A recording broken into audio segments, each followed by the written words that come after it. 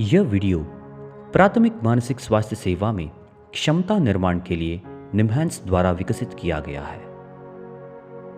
इस कार्यक्रम को गोल्डमैन सैक्स इंडिया संस्था के CSR अनुदान द्वारा प्रायोजित किया गया है। कृपया ध्यान दें, यह वीडियो केवल प्रशिक्षण और सीखने के उद्देश्यों के लिए है।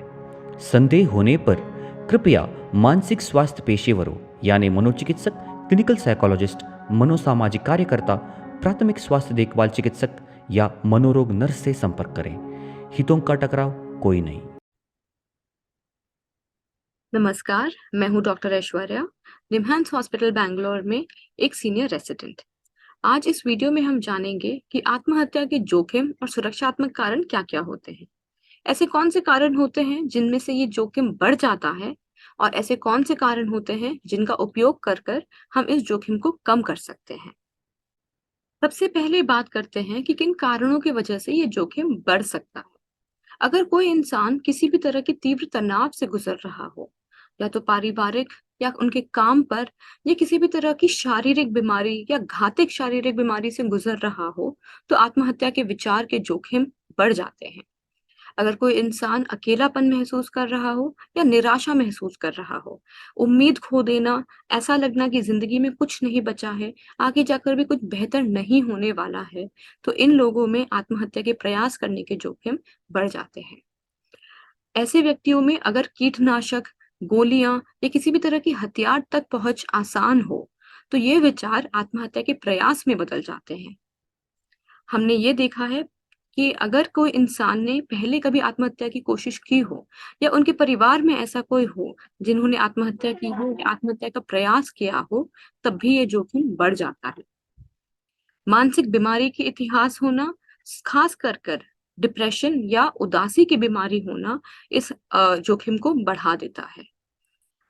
शराब का सेवन या किसी भी अन्य पदार्थ का सेवन भी एक तरह की मानसिक बीमारी है, और इन लोगों में भी आम जनता से ज्यादा जोखिम होती है आत्महत्या के प्रयास करने के।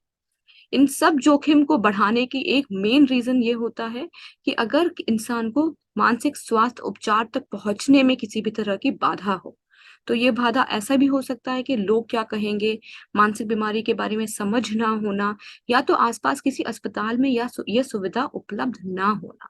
तो इन सभी कारणों की वजह से यह जोखिम बढ़ सकता है। तो आइए समझते हैं कि आत्महत्या के सुरक्षात्मक कारण क्या-क्या हो सकते हैं। अगर कोई इंसान ये बात समझे कि ये बीमारी के वजह से है, या ये थोड़े टाइम तक ही रहने वाले विचार है, और अगर वो बेहतर होना चाहते हैं और मदद लेने को तैयार हैं, तो ये एक सुरक्षात्मक कारण है।